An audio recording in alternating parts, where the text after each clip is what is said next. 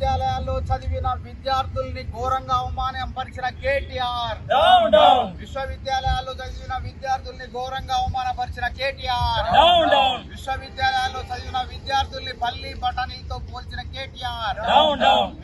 పోల్చిన కేటీఆర్. విశ్వవిద్యాలయాల్లో చదివిన విద్యార్థుల్ని పల్లి బఠానీలతో పోల్చిన కేటీఆర్. విశ్వవిద్యాలయాల్లో చదివిన విద్యార్థుల్ని పల్లి బఠానీలతో పోల్చి అవమానపరిచిన కేటీఆర్. విశ్వవిద్యాలయాల్లో చదివిన విద్యార్థుల్ని పల్లి బఠానీ. ఎన్నికల్లో రాజకీయ లబ్ధి కోసం ఏవైతే ప్రభుత్వ యూనివర్సిటీలు ఉన్నాయో కాకతీయ, ఉస్మానియా యూనివర్సిటీలో చదివే విద్యార్థుల యొక్క మేధావుల్ని యొక్క త్యాగాలను కేటీఆర్ గారు నిన్న పల్లి బఠానీలతో పోల్చి అవమానపరిచారు. అంటే బిట్స్ పిలానీలో చదివిన వాళ్లే గొప్పోళ్ళ? నేను అడుగుతున్నా, ఈ బిట్స్ పిలానీలో చదివినోడు ఎవడు ఈ దేశానికి ప్రధానమంత్రి అయిండు? ఎవడు ఈ ఒక రాష్ట్రానికి ముఖ్యమంత్రి అయిన చెప్పగలరా కేటీఆర్ గారు?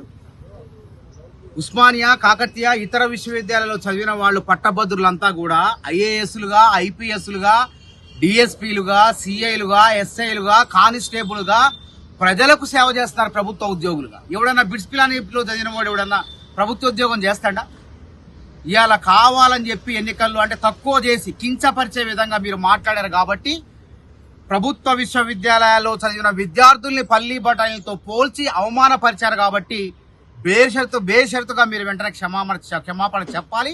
చెప్పకపోతే నిరుద్యోగ జేఏసీ ఊరుకోదని చెప్పి హెచ్చరిస్తున్నాం. అదేవిధంగా ఈ యూనివర్సిటీ చదివిన వాళ్ళు ఎంతమంది గొప్పోళ్ళు అయ్యారు? మీ నాన్నగారు ముఖ్యమంత్రి అయ్యారు, మర్చిపోయినరా? ఉస్మానియా యూనివర్సిటీ చదివినా అని చెప్పుకున్నారు వాళ్ళు గొప్పగా. అదేవిధంగా పివి నరసింహారావు గారు ప్రధానమంత్రి అయ్యారు ఇదే యూనివర్సిటీ, ఉస్మానియా యూనివర్సిటీలో చదివి. ఎన్నో యూనివర్సిటీలు చదివిన వాళ్ళు గొప్ప గొప్ప నాయకులు, నేతలుగా అవతరించి లోక్సభ స్పీకర్ అయ్యారు. అదేవిధంగా విఎస్ రమాదేవి గవర్నర్ అయింది. అదేవిధంగా బుద్ధదేవ్ కర్ణాటక ముఖ్యమంత్రి అయ్యారు. జైపాల్ రెడ్డి గారు కేంద్ర మంత్రిగా ఉత్తమ పార్లమెంటేరియన్ గా సేవలు అందించారు. ఇంత గొప్ప గొప్ప నాయకులంతా ఉస్మానియా యూనివర్సిటీ, కాకతీయ యూనివర్సిటీలో పుడితే కాకతీయ యూనివర్సిటీలో చదివిన, ఉస్మానియా యూనివర్సిటీ చదివిన మల్లన్నని కించపరిస్తే మా అందరినీ కూడా కించపరిచినట్టే. అంటే మల్లన్న పల్లి గవర్నమెంట్ యూనివర్సిటీ చదివిన మల్లన్న పల్లి బఠానీలు అయితే మేమంతా కూడా పల్లి బఠానీలేనా? తప్పు మాట్లాడి వెంటనే ఉపసంహరించుకోవాలి, లేకపోతే ఊరుకోమని చెప్పి హెచ్చరిస్తున్నాం. అందుకే నిరసనగా ఈరోజు ఆర్ట్స్ కాలేజ్ వద్ద మరి కేటీఆర్ గారి యొక్క దిష్టి బొమ్మను దగ్ధం చేయడం జరిగింది. కేటీఆర్ గారు నిన్న వరంగల్, ఖమ్మం, నల్గొండ పట్టభద్రుల ఎన్నికల్లో రాజకీయ లబ్ధి పొందేందుకు అంటే బిట్స్ పిలానీలో చదివినటువంటి రాకేష్ రెడ్డిని గొప్పగా చెప్పేందుకు, మరి మల్లన్నను అంటే ఉస్మానియా, కాకతీయ యూనివర్సిటీ లాంటి ప్రభుత్వ యూనివర్సిటీలో చదివిన మల్లన్నను కించపరిచే విధంగా పల్లి బఠానీలతో పోల్చేసి తెలంగాణ యూనివర్సిటీలో ఎవరైతే చదివారో వాళ్ళందరినీ అవమానపరిచే విధంగా మాట్లాడటం జరిగింది.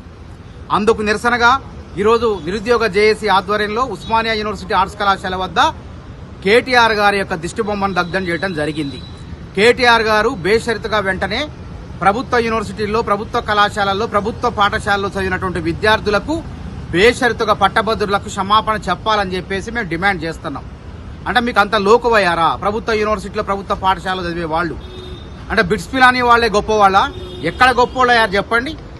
ఉస్మానియా, కాకతీయ, ఇతర ప్రభుత్వ యూనివర్సిటీలో చదివిన వాళ్ళు ప్రభుత్వ ఉద్యోగులుగా కానిస్టేబుల్ దగ్గర నుంచి, ఎస్ఐ దగ్గర నుంచి, సిఐ దగ్గర నుంచి, డిఎస్పీ దగ్గర నుంచి ఐపీఎస్ ఆఫీసర్లు, ఐఏఎస్ ఆఫీసర్లు అయ్యారు.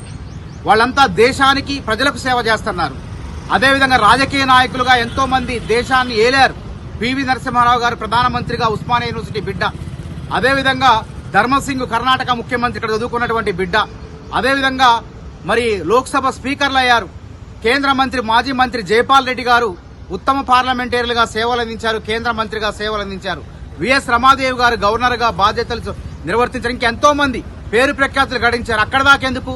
మీ నాయనే మా ముఖ్యమంత్రిగా, తొలి తెలంగాణ ముఖ్యమంత్రిగా ఉస్మానియా యూనివర్సిటీలో ఎంఏ తెలుగు చదువుకున్నటువంటి పూర్వ విద్యార్థిగా, ఒక పట్టభద్రుడుగా మరి ముఖ్యమంత్రి అయిండు. అది గుర్తులేదు? ఆ మాత్రం కూడా గుర్తులేదా మీకు? అందుకే వెంటనే బిట్స్ పిలానీలో చదివిన వాళ్లే కాదు, వాళ్ళు వ్యాపారస్తులు అవుతారు. బిట్స్ పిలానీలో చదివిన వాళ్ళు ప్రైవేటు సంస్థల అభివృద్ధికి తోడ్పడతారు. గవర్నమెంట్ యూనివర్సిటీలో చదివిన మల్లన్న లాంటి వాళ్ళు ప్రజాసేవ చేస్తారని తెలియజేస్తూ వెంటనే క్షమాపణ చెప్పకపోతే ఊరుకోమని చెప్పి హెచ్చరిస్తున్నారు.